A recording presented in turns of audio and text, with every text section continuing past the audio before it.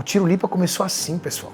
E vocês vão se surpreender como ele ficou. Que aprendizado que foi pra mim o projeto do Tiro Lipa. Porque, de verdade, ele me surpreendeu demais. Por ser um humorista, por ser um cara divertido, por ser uma figura pública e por ser um palhaço, dentro do meu preconceito, eu achei que ele não levaria tão a sério.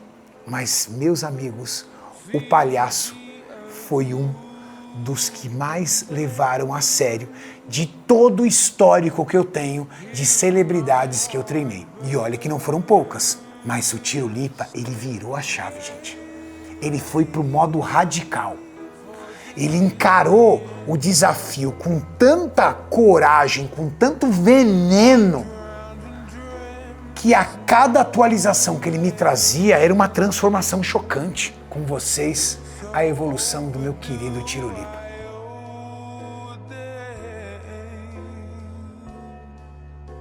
Swept away, I'm stolen.